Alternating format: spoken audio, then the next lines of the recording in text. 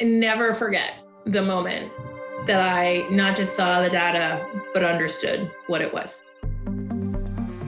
Once it owns your phone, it owns everything. It can access the camera, the microphone, your videos, your photographs. It can see what you're writing, the GPS location, your emails. It can do everything that the user can do and more. In juli 2021 komen meer dan 80 journalisten van 17 internationale nieuwsorganisaties naar buiten met een groot wereldwijd spyware-schandaal. Centraal in het schandaal staat een gelekte lijst met 50.000 telefoonnummers. Het onderzoek was heel breed en onthulde dat de lijst activisten, journalisten, advocaten en politieke leiders bevatte die waren aangevallen door regeringen die mogelijk klant waren van de NSO Group.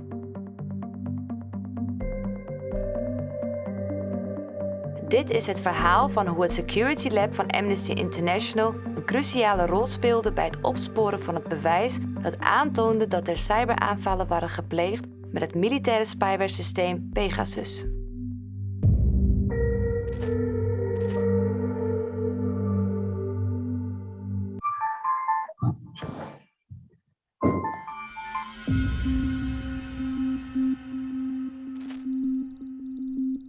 What our team focuses on is investigating targeted attacks and targeted surveillance against human rights defenders, civil society and journalists around the world. Het Security Lab begon in 2018 met het onderzoeken van de NSO Group. Toen werd ontdekt dat Pegasus was gebruikt om een medewerker van Amnesty International aan te vallen. If they can target one of the biggest human rights organizations in the world without accountability, just think what they think they can do to other human rights defenders. And to me, it infuriated me. Als gevolg van deze aanval had het Security Lab de aanwijzingen die ze nodig hadden om meer te weten te komen over de NSO Group en haar klanten. They managed to identify approximately 600 domain names that NSO Group's customers were using to deliver these kinds of attacks. We also found a handful of other activists who had also received similar links at the same time. On one of these individuals' devices, we found traces of a new kind of attack.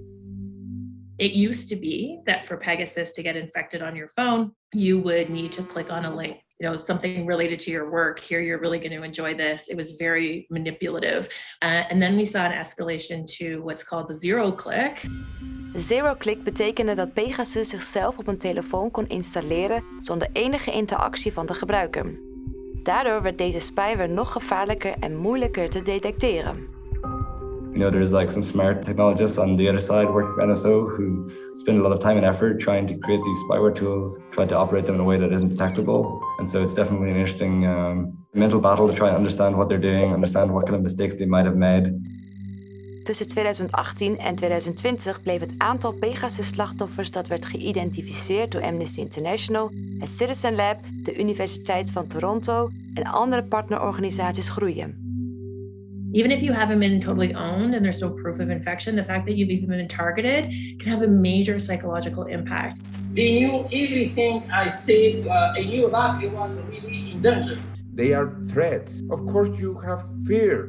On te met devant les gens et on te déshabille. C'est une violence. C'est une violence.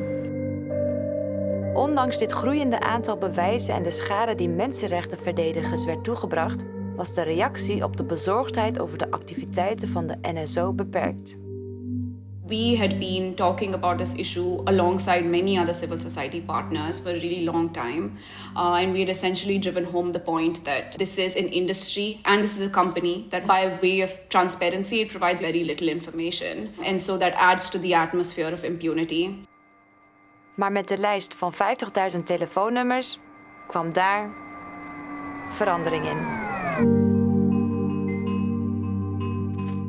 Onderzoeksjournalisten Forbidden Stories speelden een belangrijke rol in een onderzoek waarbij The Guardian, Le Monde en The Washington Post betrokken waren, met Amnesty International als technisch partner.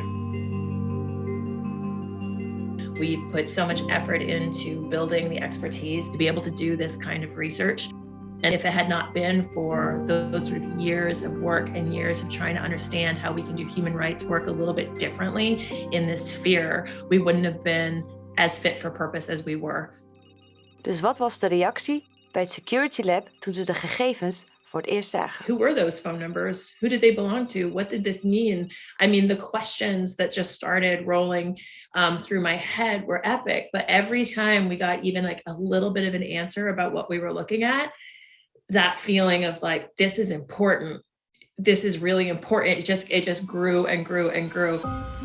It really drove home the fact that this industry is out of control and that we need to rein it in because it has massive implications for human rights worldwide. Toen het onderzoek naar de lijst met telefoonnummers eenmaal in gang was gezet, was het essentieel om de veiligheidsmaatregelen op te voeren. Not only are you working on a very sensitive human rights project, you're working on a sensitive human rights project that concerns one of the largest spyware vendors in the world. The more we realized what we were looking at, the more we realized that states wouldn't want this information to get out, that NSO Group certainly wouldn't want this information to get out. For all of our meetings, we were making sure that we didn't have our regular mobile phones or any regular laptops in the same room. Then through the course of our investigation, we actually found out that a couple of the journalists that we were working with had in fact been targeted. Naarmate het onderzoek vorderde, namen journalisten de moeizame taak op zich om te achterhalen van wie de telefoonnummers waren. Maar hoeveel van deze mensen waren daadwerkelijk aangevallen door Pegasus? Op basis van een baanbrekende werk had het Security Lab de tools om het antwoord te geven. We developed some forensic tools for extracting data from an iPhone. And so over time, we began to identify more and more of these unknown suspicious process names. And we were able to tie these process names back to the Pegasus-spyware itself.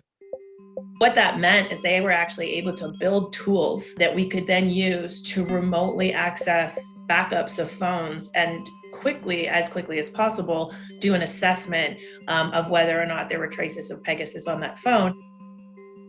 Dit was een keerpunt in het onderzoek. In juli 2021 bleek dat 37 van de 67 telefoons waartoe het Security Lab toegang had, besmet waren met Pegasus-spyware. Naast 14 staatshoofden bleek uit het bredere onderzoek dat de telefoonnummers van tenminste 180 journalisten in 20 landen in de gegevens werden vermeld. Het Pegasus-project noemde ook de 11 landen die werden geïdentificeerd als potentiële klanten van de NSO Group. En Pegasus bleek te zijn gebruikt om familieleden van de Saoedische journalist Jamal Khashoggi aan te vallen, voorafgaand aan zijn moord in Istanbul door een team van Saoedische geheimagenten. De instrumenten die door het Security Lab zijn ontwikkeld zijn sindsdien ook openbaar.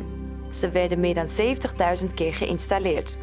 Daarna vulden gebruikers over de hele wereld de lijst aan met bevestigde aanvallen.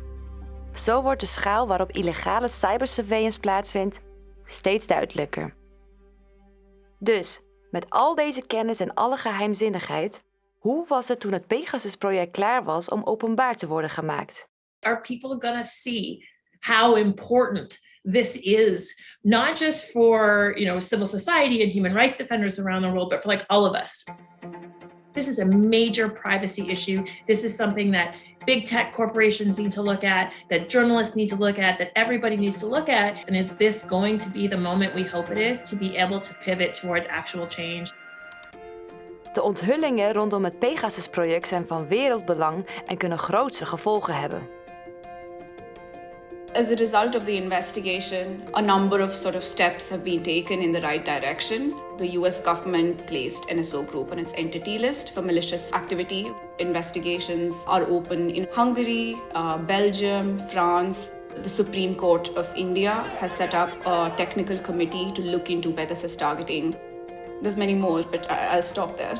Meest recentelijk heeft Apple, dankzij het werk van Citizen Lab, een rechtszaak aangespannen tegen de NSO Group om hen verantwoordelijk te houden voor de surveillance en targeting van Apple-gebruikers.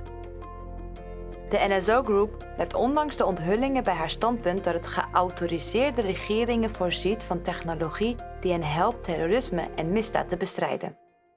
I'm thrilled to see that the world did take notice, right? People do realize that this is important. I feel like this is now crunch time, and hence Amnesty is calling for a moratorium on the sale, transfer, export and use of spyware until a proper human rights regulatory regime is put in place. I think people have gotten over a little bit of this tech apathy that we see all the time. Tech it's too big, it's too scary, we can't regulate it, it's out of control. Not true, right? This stuff is built by humans and it can be regulated by humans. There is no difference. There's much more to be done. Investigations need to be held into providing victims with the right remedy, and perpetrators behind this should be held to account. So we need to keep exposing this work. We need to keep advocating for regulation, and we need to keep reminding everybody that there is hope. We can change this system. Your rights can be protected. Your phone does not need to be a weapon against your privacy.